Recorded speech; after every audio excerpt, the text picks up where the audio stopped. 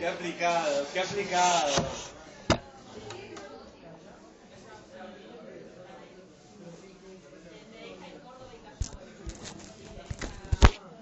Profe, ¿le molesta si dejo el celular cargado? Y la verdad, tengo miedo de rompértelo, porque vos sabés que yo me muevo y voy a usar todo el tiempo el pizarrón.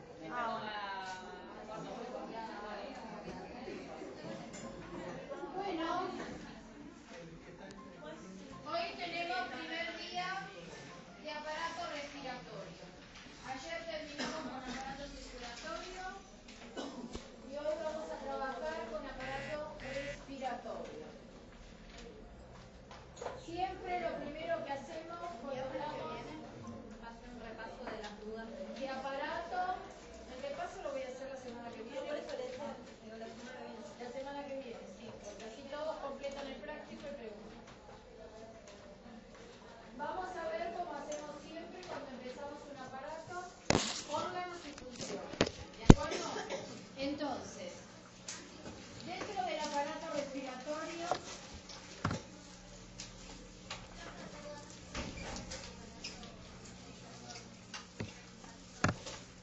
lo vimos ayer. Todo lo que sean dudas de aparato circulatorio, como tienen que terminar el práctico para la semana que viene, porque yo sé que de un día para otro, o de un miércoles o un viernes no quieren tiempo, todas las dudas las trabajamos la semana que viene en la primera clase. O sea que cuando hacen el práctico, si tienen alguna duda, vamos a verlas al principio de la primera hora del miércoles que viene. Ayer terminamos con aparato circulatorio y tenemos que empezar con aparato respiratorio. ¿Sí? Bien. Órganos del aparato respiratorio. Ahí tienen una imagen, ustedes tienen otra en el texto que la pueden ir buscando. Acá. Entonces, tenemos fosas nasales. Acuérdense que los órganos no los enumeramos de una manera desordenada, sino que siempre buscamos una lógica. En este caso va a ser la dirección del aire, ¿no? Entonces, después de las fosas nasales tenemos la faringe, la laringe, la tráquea, los bronquios y los pulmones. Estos bronquios, cuando ingresan a los pulmones, fíjense en la imagen, van a dar un montón de ramas dentro de los pulmones, ¿cierto? Esas ramas al final van a ser muy pequeñas, es como el árbol que nosotros vemos que tiene un tronco principal y todas las ramas hacia los lados. Cada vez esas ramas son más delgadas y más numerosas, hasta que dentro de los pulmones aparece una unidad muy pequeña que son los bronquiolos respiratorios. Estos bronquiolos tienen una serie de ramas. Este sería el bronquiolo terminal correspiratorio. Ustedes lo tienen en el dibujito en el texto. Estos son los conductos alveolares. Y en el extremo final de cada uno de estos conductos tengo lo que denominamos los alvéolos pulmonares. Se forman un conjunto de alvéolos que forman un saco y aparecen los alvéolos pulmonares. Esta parte que se encuentra dentro de los pulmones es la que tiene función respiratoria. ¿Por qué? Porque es el único sitio que va a servir para el intercambio entre la sangre y el aire. Todo el resto que ponemos aquí desde el punto de vista funcional corresponde a la función de conducción del aire, función conductora y función respiratoria. Es importante tener en cuenta entonces que todo el resto de los órganos conducen el aire hacia los pulmones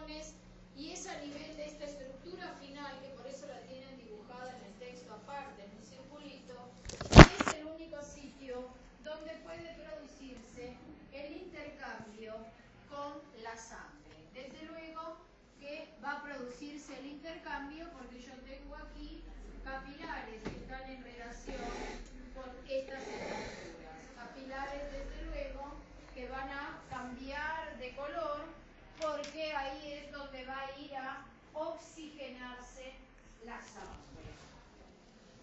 Desde el punto de vista estructural, vamos a denominar dentro de todos estos órganos que tienen función conductora a estos dos primeros como vías aéreas superiores y hacia abajo lo que denominamos vías aéreas inferiores.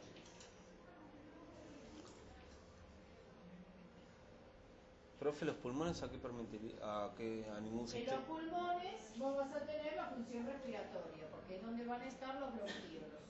O sea, va encuadrado dentro de la función. Claro, lo que pasa es que fíjate que los primeros bronquios son grandes y ahí no hay función respiratoria. Hay contención de los bronquiolos. Conduce el aire para que llegue hasta los bronquiolos terminales. Esos bronquiolos son los que tienen pared eminentemente muscular, que son los que van a poder modificar su diámetro en el momento de, por ejemplo, una crisis asmática, cuando ustedes tienen un alérgico. En cambio, los bronquios cartilaginosos, los grandes que entran, tienen poca modificación de la vía respiratoria. Una vez que terminen de copiar, vayan al dibujo que tienen en la parte del texto y entonces yo tengo un dibujo diferente en la pared, vamos a ir marcando los órganos para que se ubiquen dónde están los órganos que pertenecen al aparato respiratorio.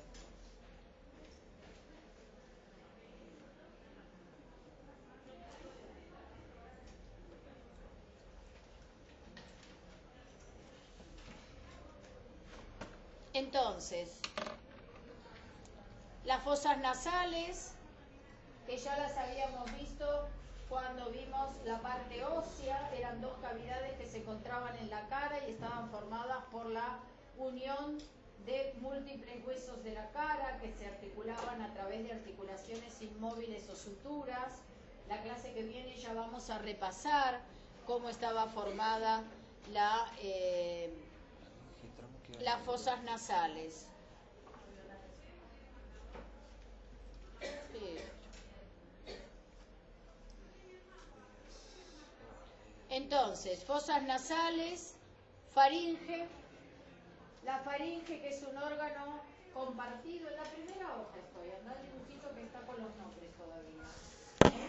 ¿Tienen un primer dibujito?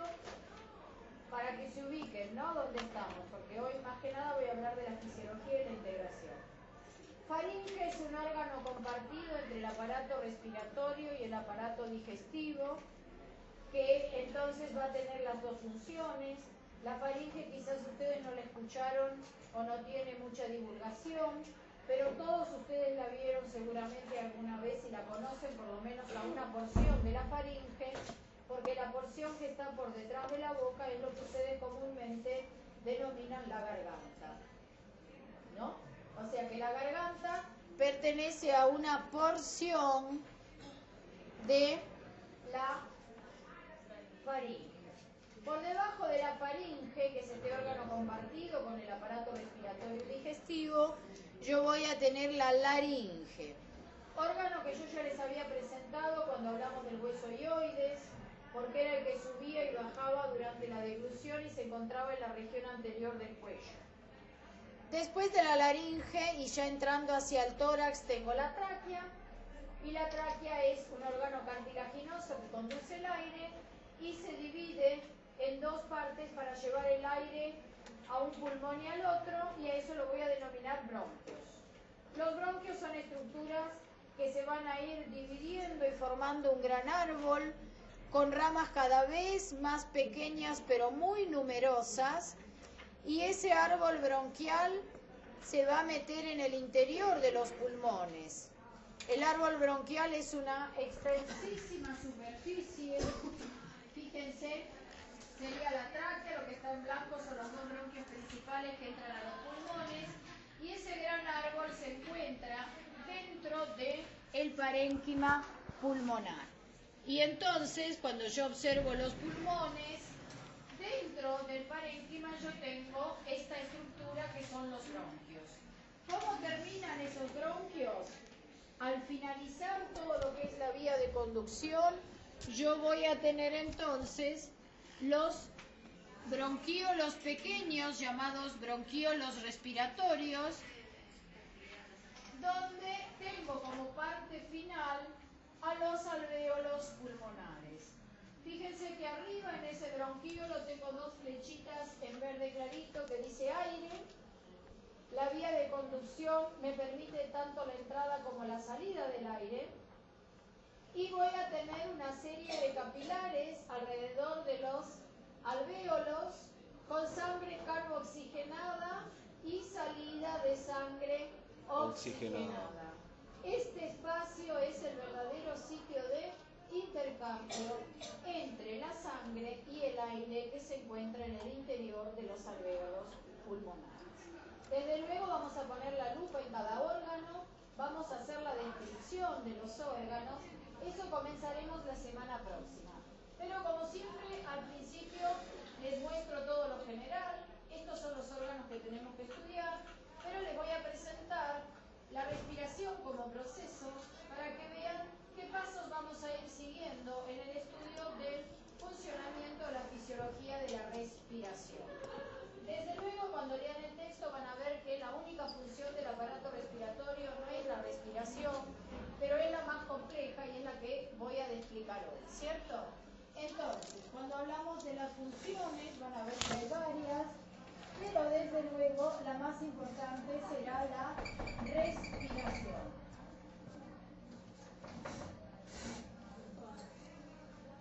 ¿Qué fue eso?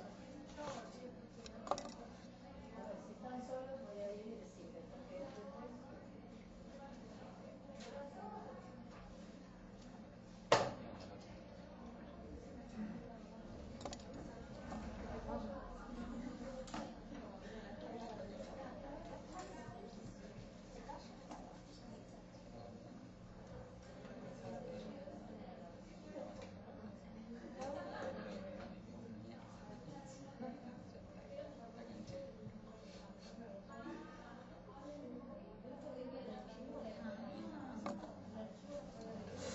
Alguien tiene un pelo de escupir. ¿Sabe qué? Este es el arca perdido. 4 minutos más para copiar. No, con esta computadora 10 minutos. Copiar ese mes.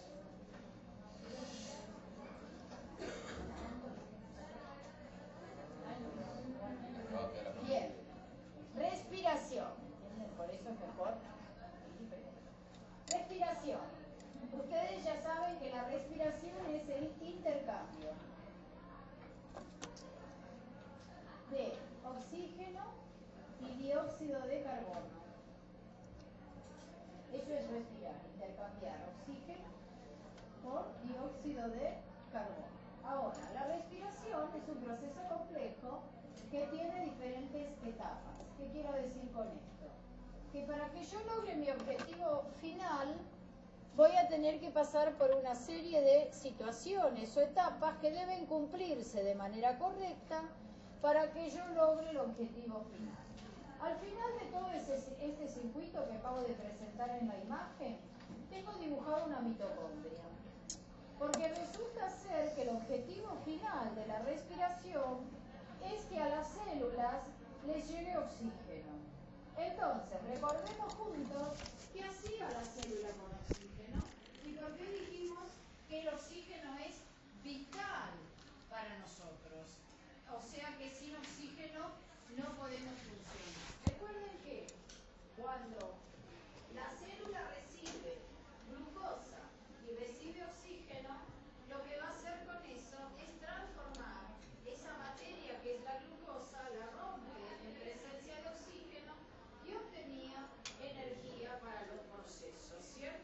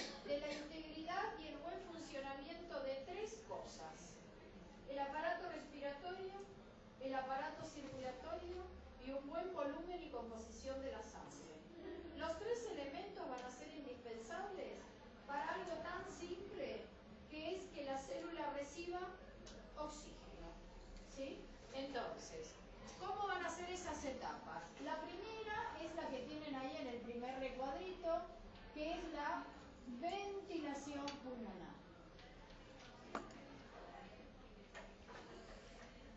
Entonces, cuando hablamos de ventilación pulmonar, todos ustedes saben que es el proceso mecánico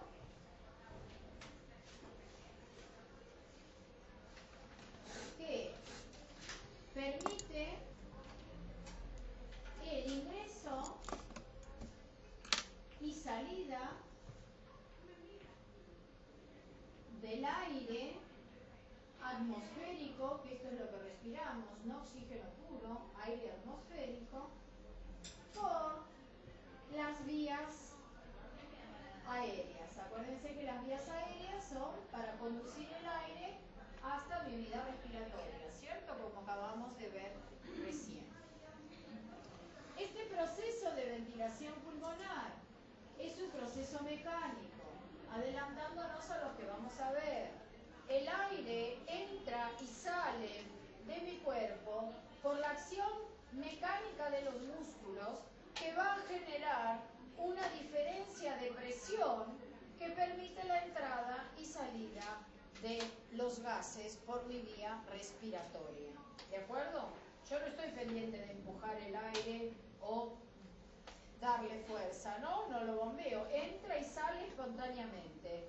Obviamente que cuando yo tengo el proceso de respiración, si el paciente estuviera en paro, no entra y sale. Dice proceso mecánico que permite el ingreso y salida del aire atmosférico por las vías aéreas.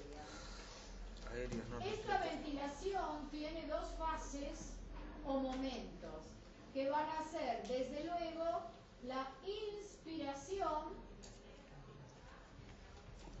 y la expiración, llamados también inhalación y exhalación. Esta es la entrada del aire y esta es la salida del aire, ¿cierto o no? Bien, ahora pregunto yo, esta etapa, ¿de qué manera ustedes la verifican o valoran en el paciente? ¿Qué realizan para ver esto? El tórax, muy bien. En primeros auxilios decíamos miramos, escuchamos y sentimos, ¿no? Entonces, el tórax se eleva y deprime. Y entonces, ¿qué valoro? La entrada y salida. Sí, pero ¿qué valoro? ¿Qué tres cosas miran cuando valoran respiración? Frecuencia, el ritmo y la intensidad, ¿no? La profundidad, si es amplia, bien. Entonces, con eso yo lo que sé es que el paciente ventila, ¿están de acuerdo? O sea, ese paciente de manera espontánea permite el ingreso y salida del aire. Ahora, obviamente que una ventilación inapropiada va a impedir que le llegue suficiente oxígeno a la célula, ¿es así o no? Porque es el primer paso y desde luego es indispensable y limitante. Pero resulta ser que todos los otros pasos que vemos ahí también son necesarios para llegar al final del camino, que es que la célula reciba el oxígeno. Por lo tanto, vamos a ver cuál es esa segunda etapa que tenemos ahí. La segunda etapa es lo que vamos a llamar la respiración externa. Respiración porque es un intercambio de oxígeno y dióxido de carbono que hicimos al comienzo, ¿cierto? Entonces, la respiración externa es el intercambio de oxígeno y dióxido de carbono entre el aire de los alvéolos y la sangre de los capilares, en esa estructura que acabamos de ver y que tienen dibujada ahí. Es el intercambio de oxígeno y dióxido de carbono entre el aire de los alvéolos y la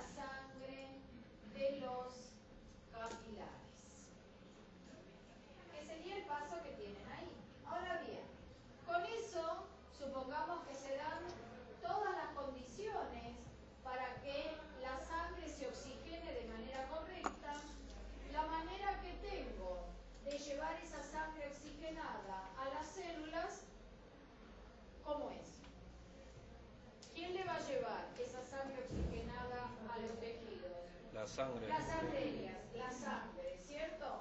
Por eso tenemos ahí otro paso que es el transporte de los gases, ¿sí? O sea, que para que esto que va a estar oxigenado llegue a la siguiente estación de paso, necesito de la sangre. ¿Por qué? Porque el eritrocito, que era el glóbulo rojo, ¿sí?, es el que se encarga de transportar el oxígeno y el dióxido de carbono. Por eso tengo ahí los dos glóbulos rojos, uno con oxígeno dibujadito y otro con dióxido de carbono. Vamos a ver que hay otras formas de transporte, pero siempre a través de la sangre. Entonces, la siguiente estación de paso es lo que denominamos la respiración interna.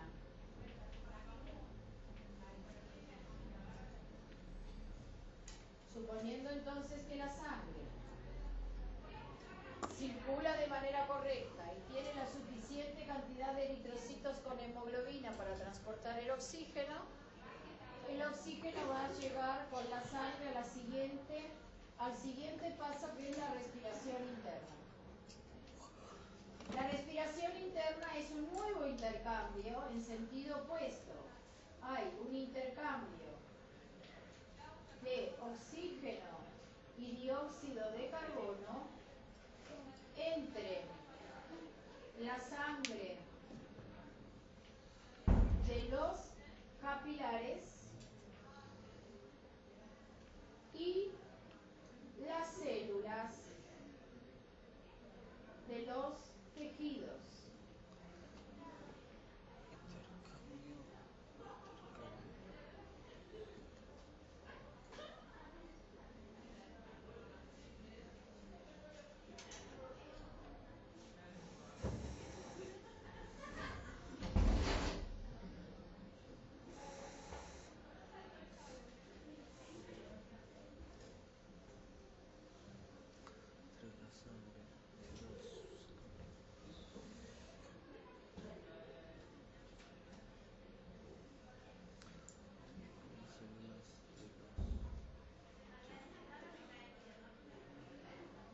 Entonces, una vez que las células recibieron la sangre oxigenada y el oxígeno, aquí es donde las células pueden realizar la respiración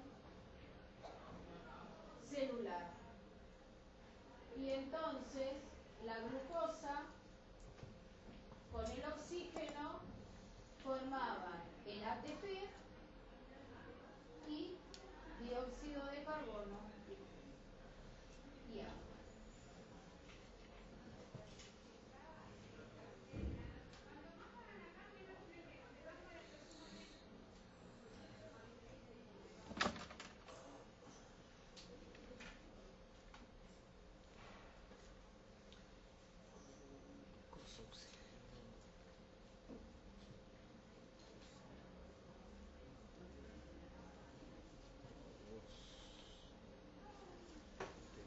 Entonces,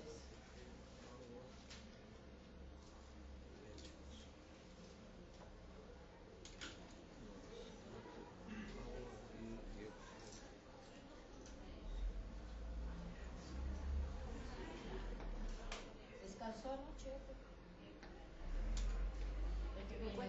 Me cuesta acostumbrarme. No, pero hay días que viene de trabajar o algo. No, trabajo todo el día cuando salgo de acá. Me acuesto 12.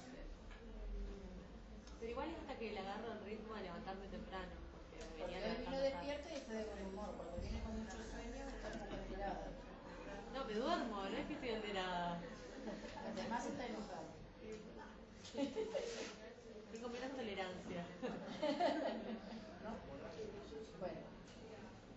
Entonces, ¿por qué les presento esto así? Para que ustedes vean que para que la célula reciba el oxígeno, yo tengo que pasar por una serie de pasos y necesito entonces de la integridad del aparato respiratorio, del aparato circulatorio, vamos a ver ahora cómo lo integramos, y de la sangre. yo necesito tener un buen volumen de sangre, pero además necesito tener un número correcto de glóbulos rojos en la sangre. Cada glóbulo rojo o eritrocito va a tener un pigmento que se llama hemoglobina, por eso es rojo. Y ese pigmento que se llama hemoglobina es el encargado de transportar el oxígeno. Si yo tengo poca hemoglobina o un número inadecuado de glóbulos rojos, el transporte está disminuido. Aunque mi circulación y mi respiración estén correctas, la célula no va a quedar bien oxigenada. Por eso el anémico está cansado, ¿no? Y se duerme. Pero no porque trabaja mucho, sino porque oxigena mal. Y oxigena mal, no porque tenga un problema circulatorio o respiratorio, sino que lo tiene en su sangre. La causa más común es el déficit de hierro. ¿Por qué? Porque el hierro es necesario para que la hemoglobina pueda cargar el oxígeno. Entonces, fíjense que cuando pongamos la lupa en todo esto, hay un montón de situaciones por las cuales a una célula le puede llegar poco oxígeno. ¿Cuáles son las consecuencias de que la célula no reciba oxígeno? La muerte. La muerte celular, a eso lo vamos a llamar Necrosis. necrosis, ¿cierto? Necrosis o infarto, ¿no? Necrosis es desde el punto de vista hístico celular lo que le sucede a la célula, que es que se muere, ¿no? Y acá en este caso la necrosis va a ser por anoxia. La palabra anoxia me está diciendo que se queda sin oxígeno. Para ir interrelacionando esto un poco con la valoración. ¿Anoxia sería la muerte de la célula por falta de oxígeno? Necrosis es la lisis celular y anoxia es sin oxígeno. Cuando vos tenés una célula en un medio sin oxígeno, la célula se muere. Destrucción, ruptura. ¿Te acordás en la ósmosis que la célula se hinchaba? En este caso se muere porque no tiene oxígeno. ¿Por qué? Porque sin oxígeno no puede formar energía, ¿lo ven? Entonces, la anoxia o falta de oxígeno es una cosa que sucede por múltiples causas, relacionadas entonces con un montón de factores que son los necesarios para que a la célula le llegue. Pongo ese ejemplo o pongo eso para que ustedes se den cuenta lo importante que es entender esto. ¿Por qué? Porque si no, yo el año que viene no puedo razonar el porqué de los signos y síntomas. No me doy cuenta por qué alguien que está anémico está mal oxigenado. Pero para eso tengo que haber estudiado la fisiología. ¿Se entiende? Si no, tengo que estudiar todo de memoria y me lo olvido mañana. Tengo que poder entender el proceso y entonces yo después me doy cuenta qué es lo que me va a surgir o pasar al individuo. ¿De acuerdo? Bien. Adelantándome un poquito, porque acá en estos procesos vamos a ir poniendo la lupa y explicando cada uno. Habrán visto que en el hospital, además de valorar la ventilación, ¿sí?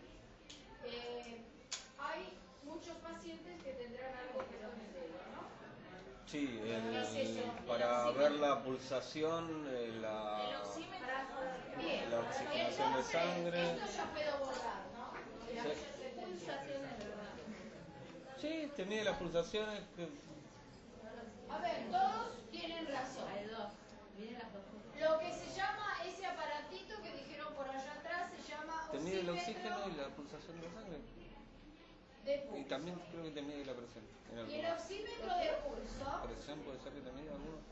lo que comúnmente llaman saturómetro.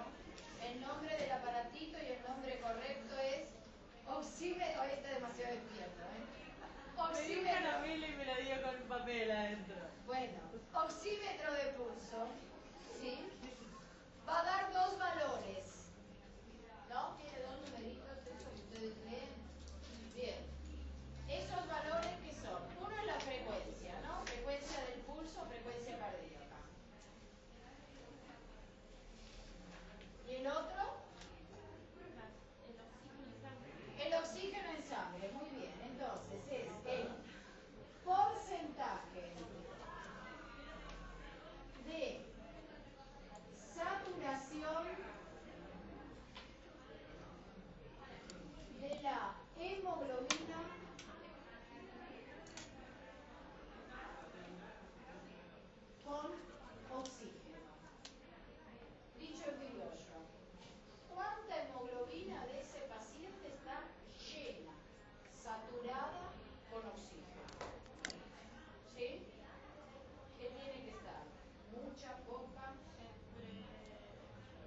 Ni mucha ni poca.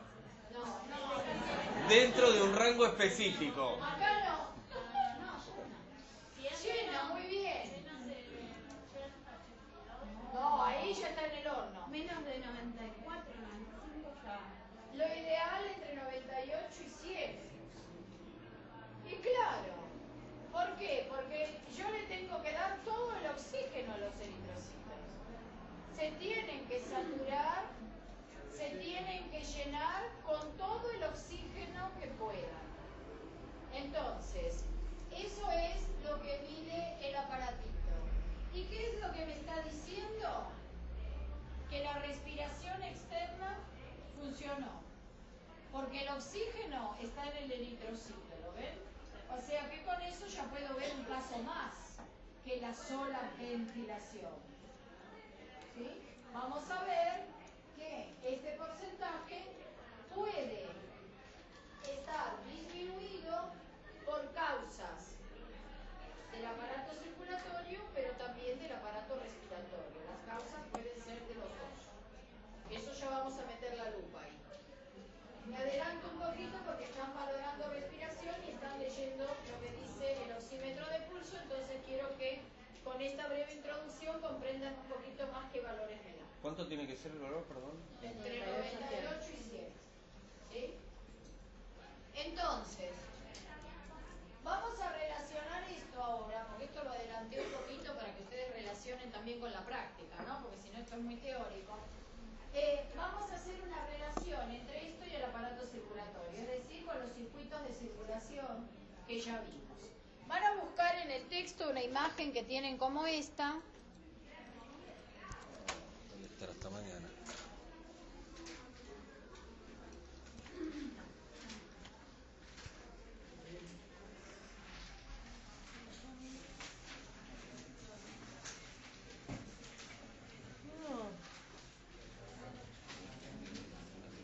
Bien, entonces,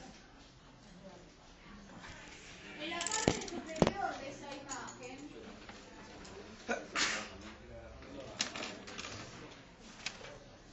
en la parte superior, arriba de todo, tienen los alvéolos. Hay cosas que yo ahora no voy a usar. Voy a hablar solo de la interpretación del esquema para relacionar la fase de la respiración con los circuitos de circulación de la sangre. Los valores que ven ahí, numéricos, se refieren, está en aparato respiratorio. Sí, por favor. Aguante respiratorio, mire lo que sea. Saben que pasar las hojas... 7 ohms más adelante de donde estábamos. ¿Eh? Son fases 7 ohms más adelante de donde estábamos.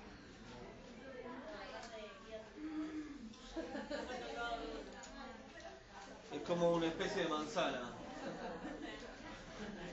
Es más, le vamos a hacer la hojita. Está el tallo. ¿A vos no lo tenés?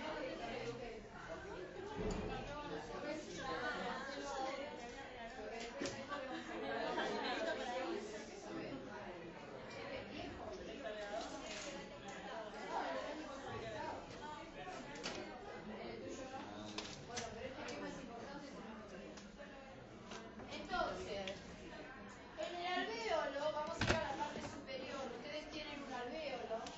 En el alvéolo dijimos que lo que va a suceder es ¿Cómo hacen para dar la clase al lado? que el aire entra y sale, porque no está exponiendo, están trabajando los alumnos. Entonces, este es el aire, están trabajando en grupo. Cuando ustedes trabajan en grupo hacen ese lío. Sí. Bueno, el aire entra y sale, ¿se acuerdan? Esta es la primera etapa y es lo primero que sucede. Esta es la etapa 1, la de ventilación pulmonar. Inspiración, exhalación, ya vamos a ver y poner la lupa ahí. Desde luego que hay una relación entre los alvéolos, dijimos, y los capilares. La sangre llega a ponerse en esos capilares, llega carga oxigenada y va a transformarse en sangre oxigenada. Y acá, desde luego, para que la sangre circule, debemos anotar al corazón, porque es quien la bombea. Esa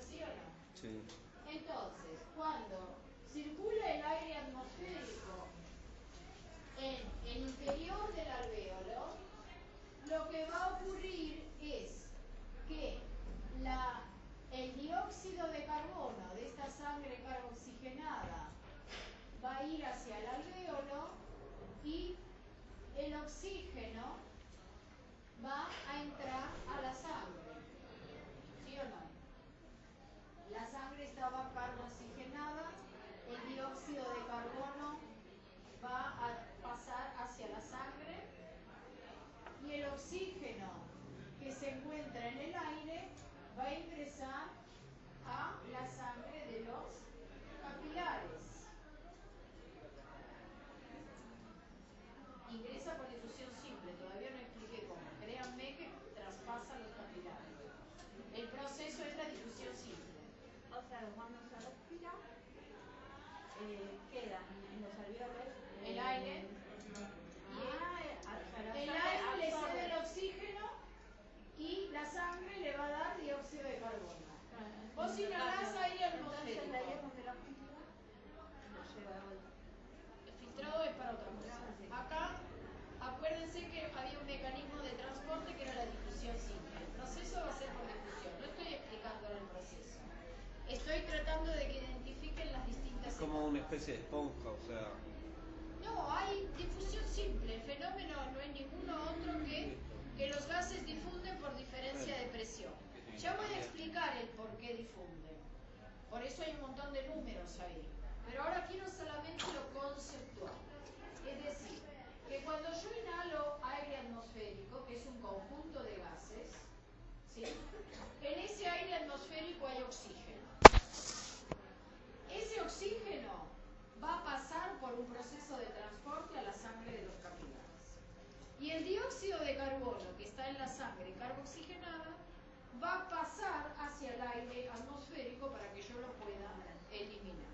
Entonces, claro, es la etapa 2 esta, en la cual yo tengo un intercambio de oxígeno y dióxido de carbono entre el aire y la sangre de los capilares. Esto es lo que denominamos recién respiración externa, que es la etapa 2. La una es que entre y salga el aire. La 2 es que se intercambien los gases entre la sangre y el aire. ¿Sí? Esto sucede a nivel de los alvéolos pulmonares. Ahora pregunto yo, del corazón sale sangre carboxigenada hacia los pulmones. ¿De dónde sale y a través de qué arteria? De la arteria pulmonar. Muy bien, o sea que esta sería la arteria pulmonar, ¿no? ¿Y de dónde sale la arteria pulmonar? Del ventrículo Derecho, muy bien, entonces. Del ventrículo derecho sale la arteria pulmonar con sangre carboxigenada hacia los pulmones, para que se oxigene, decíamos, ¿no? Y una vez que está oxigenada, regresa al corazón por las venas pulmonares, o sea que estas son las venas pulmonares, que llegan a qué cavidad del corazón, a la aurícula ¿qué? Izquierda. Entonces, lo que acabamos de decir entonces es el que vamos a llamar circuito o que ya llamamos menor. Corazón, pulmón, corazón. Ventrículo derecho, arteria pulmonar, venas pulmonares, aurícula izquierda. ¿Sí o no? ¿Sí? Y así interrelacionamos entonces el circuito menor a la respiración externa y a la ventilación. Pero no terminamos todavía, ¿no? Porque hay otras etapas. ¿Alguien me entiende? Tenés cara de niña, así que dale, pregúntame.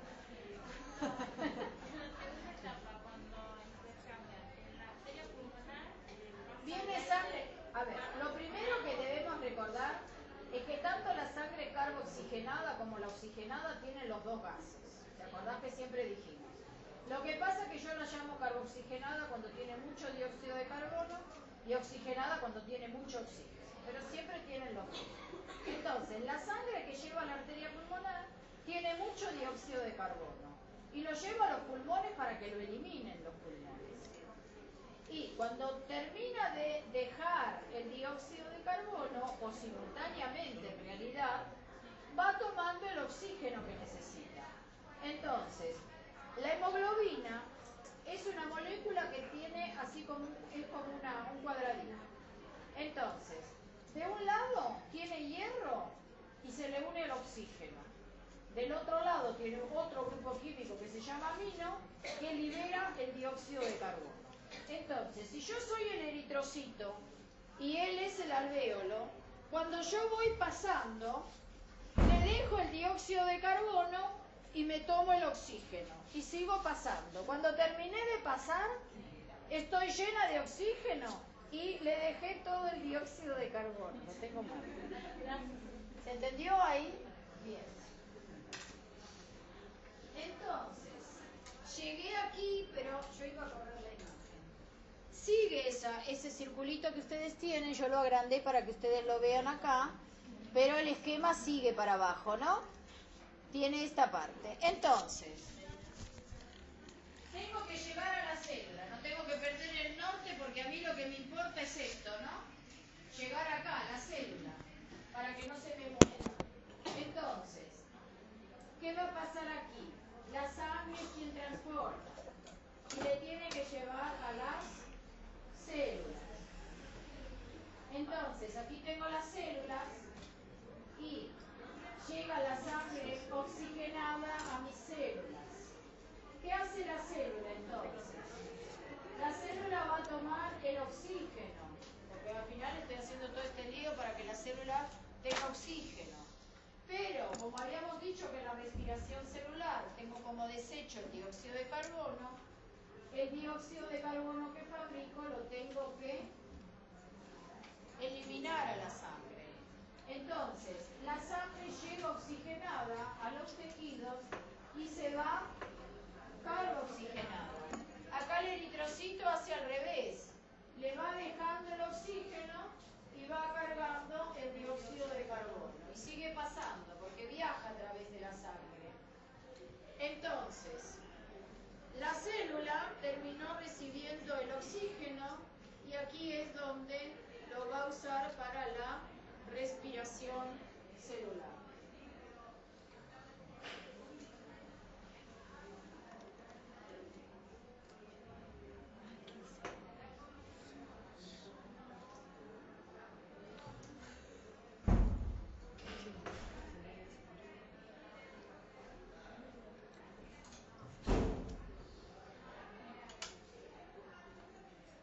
Sí, fuiste. No, fui yo. ¿Ves? ¿Ves? Esta vez no fue. ¿Ves? Esta vez nunca fui yo. Entonces, ¿cómo llamamos a este proceso? Si Respiración. miramos allá, ¿en la etapa qué? Tercera. La tercera, muy bien. Esta es la respiración interna. La tercera etapa. Y acá tenemos la respiración celular. ¿Se va entendiendo lo que voy diciendo?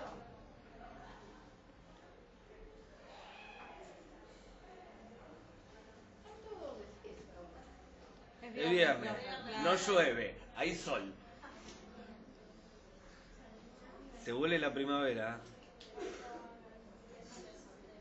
A mí me encanta todo eso, pero...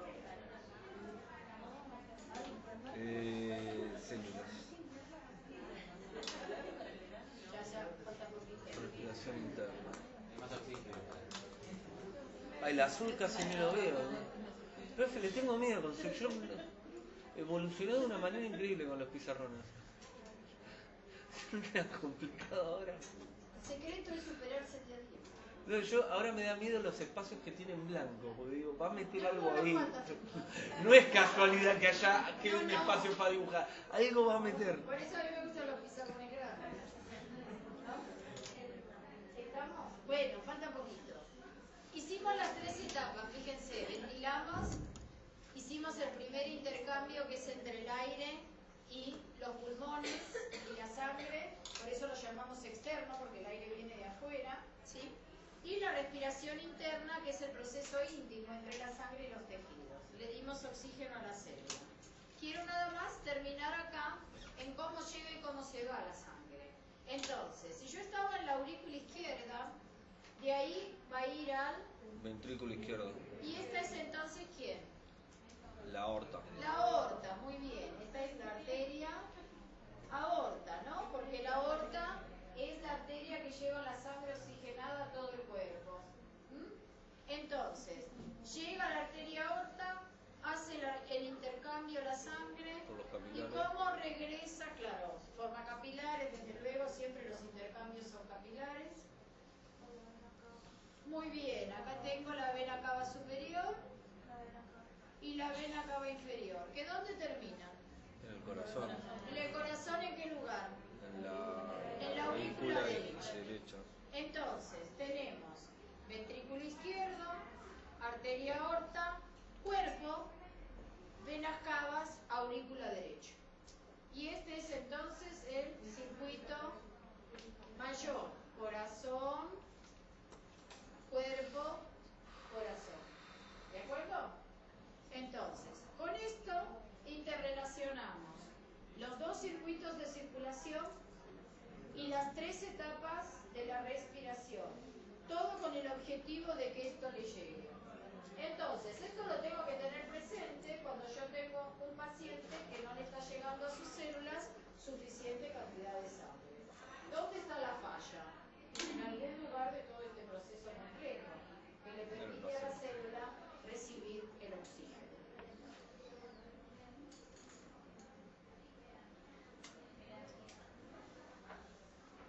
¿Entendieron más o menos?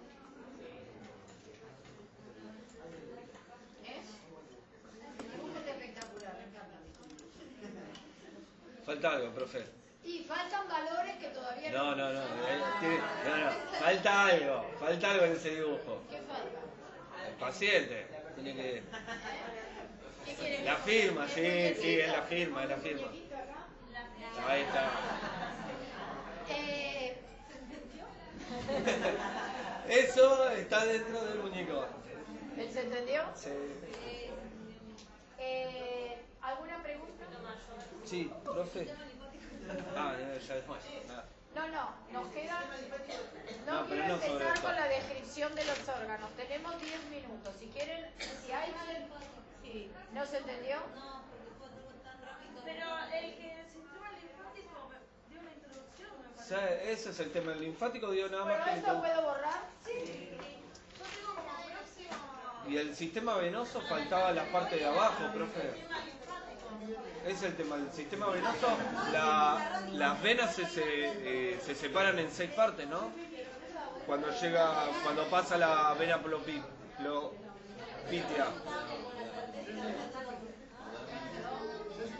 Inalámbrico. 5 minutos, olvídate. En 3 explicó cosas. Las venas, a ver. Las venas las mismas, porque acá yo veo vena porta, todo eso. Sí. Pero después la del pie para abajo, ¿no? Las glándulas.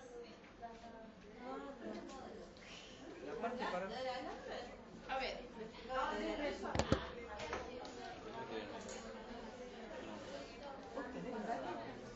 la de las venas. La ¿Cómo vena está después de la formado? incisión. ¿Cómo está formado y qué funciones cumple? Como hacemos siempre, ¿sí? ¿Cómo está formado? Está formado por vasos linfáticos y ganglios linfáticos. Ya lo dije que por algún lado tengo que empezar. No me digan, ya escuché, ya lo dijo. Pero ¿qué voy a hacer? ¿Qué circula por el interior? La linfa. Líquido extracelular. Vasos linfáticos y ganglios linfáticos. ¿Qué circula por el interior? Circula, si ya lo dije, hablen. Circula Linfa. linfa. Era uno de los líquidos extracelulares. ¿Qué es la linfa? Es líquido intersticial. Bien, entonces, ese líquido intersticial va a ir circulando por los distintos vasos linfáticos. Esto es linfa y estos son vasos linfáticos. Interpuesto entre los vasos linfáticos hay ganglios linfáticos.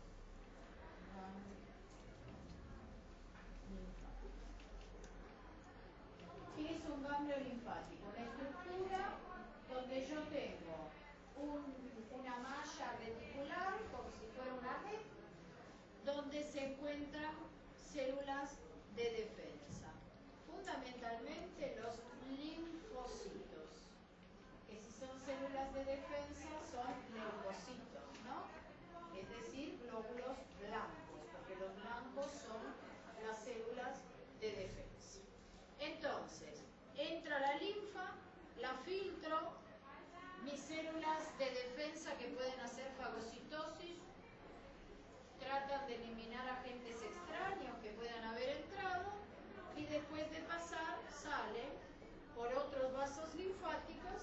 y siguen circulando. ¿Sí? ¿Cómo llegó la linfa a los vasos linfáticos? ¿Cómo se metió el líquido intersticial? Por los capilares. Por los capilares. ¿Se acuerdan que dijimos que los capilares del sistema circulatorio son cerrados, pero los capilares linfáticos son abiertos?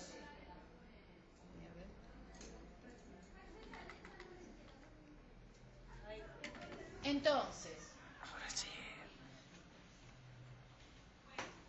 ese líquido intersticial se transforma en linfa porque ingresa por capilares linfáticos que son abiertos.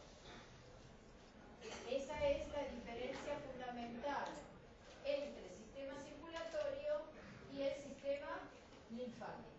Esos capilares, al tener mucho espacio entre las células, permiten el ingreso del líquido y de los agentes extraños que puedan estar en ese líquido intersticial. Por eso probablemente dijimos que pueden ingresar bacterias hacia el interior o con la linfa, o pueden ingresar células tumorales a través de la linfa. Esos agentes extraños o noxas, dicho de manera genérica, van a ser filtrados, entre comillas, por el ganglio linfático. Las células de defensa van a tratar de atacar el líquido.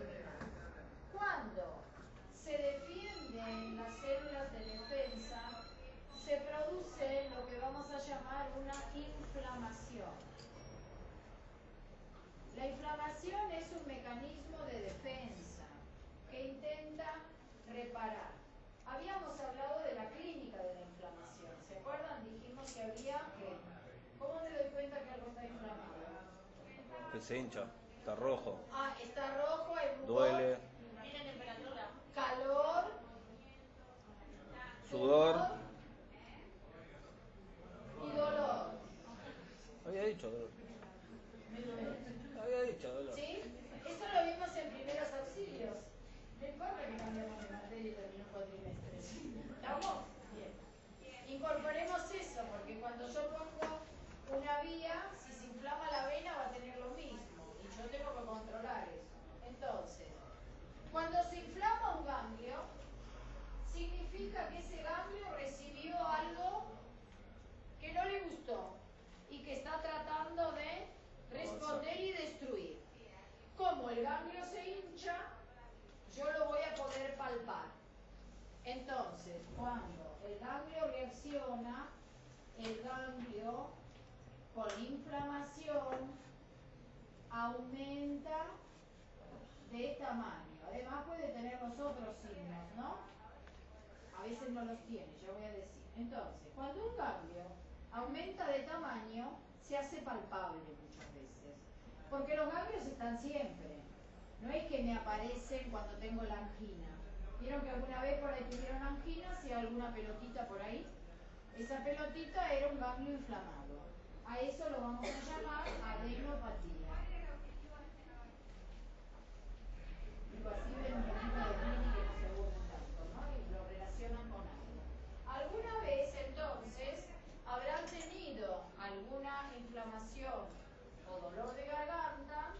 Y si había una infección, podían palpar ganglios. O enfermedades virales como la rubiola, el sarampión, la varicela, que se acompañan de adenopatías cervicales, ¿no? Los ganglios están siempre. Lo que pasa es que cuando reaccionan ante un agente extraño, se inflaman y aumentan de tamaño.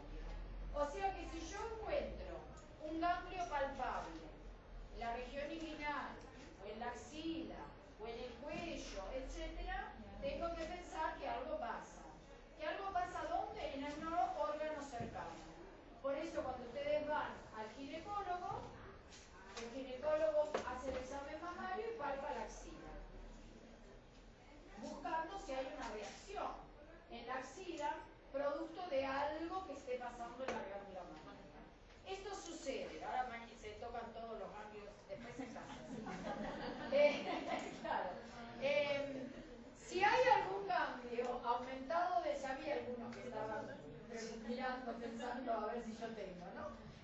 Entonces, si hay un ganglio inflamado, índice de que está respondiendo a algo. Después vería qué es, pero tiene que llamar la atención. Con esto lo que estoy diciendo, explicando cómo funciona esto, es que el sistema linfático, desde luego, es un sistema que tiene como función importantísima la defensa contra enfermedades, ¿o no? ¿Sí?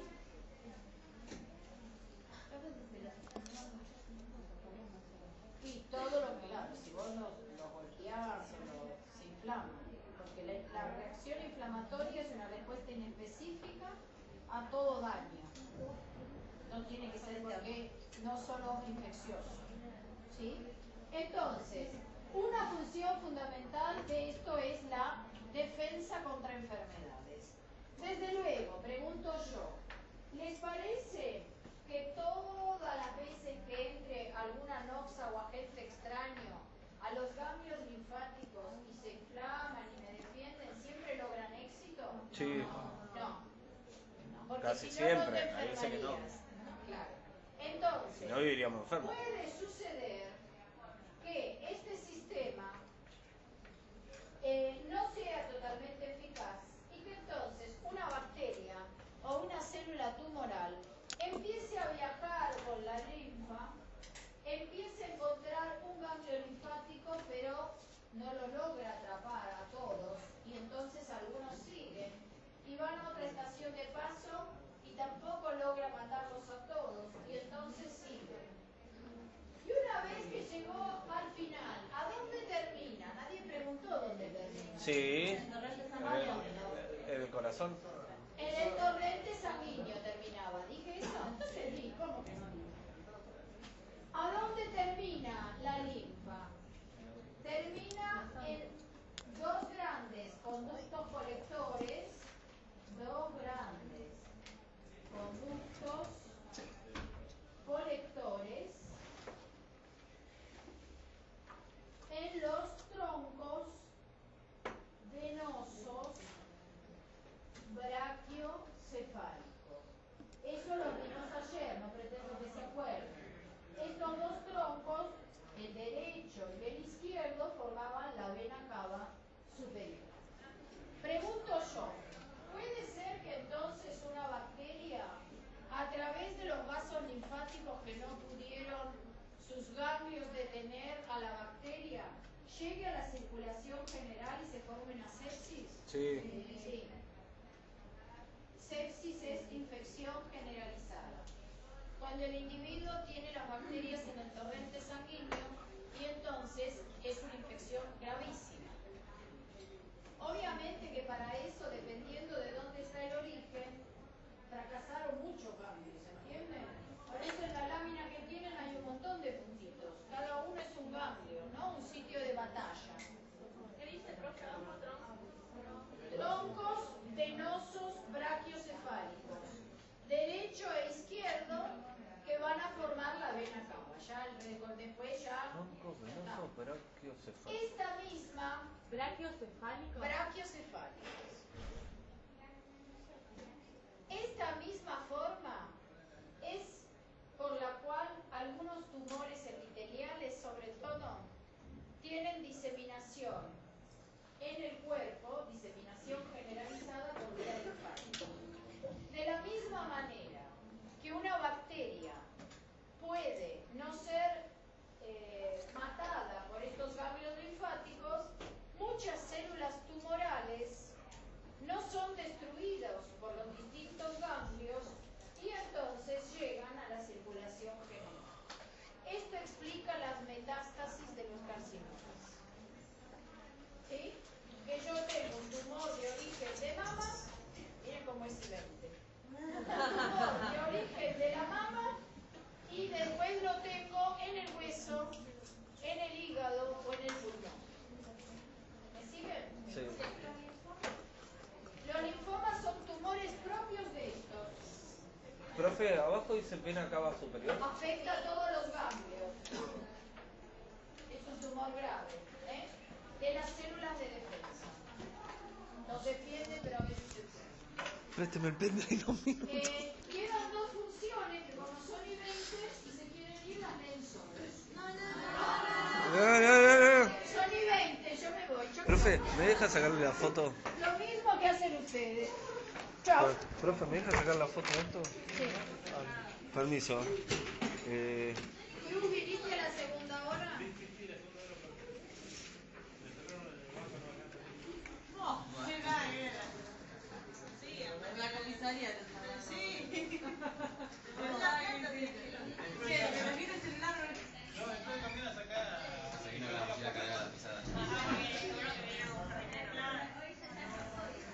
Buen fin de semana, chicos.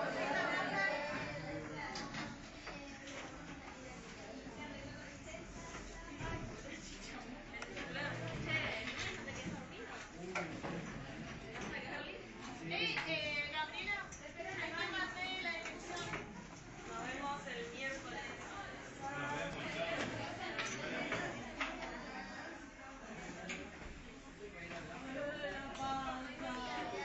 Listo, profe. Muy amable, muchas gracias. Y porque me faltó completar acá. Esto no llegué, la apertura de 6 válvulas. Me puse artístico.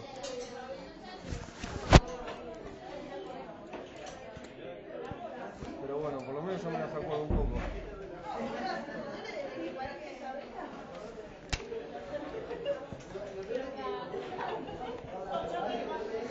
El cuestionario lo terminamos el miércoles que viene y el viernes hacemos el repaso. Esto ya lo tienen que terminar. Lo Sí. de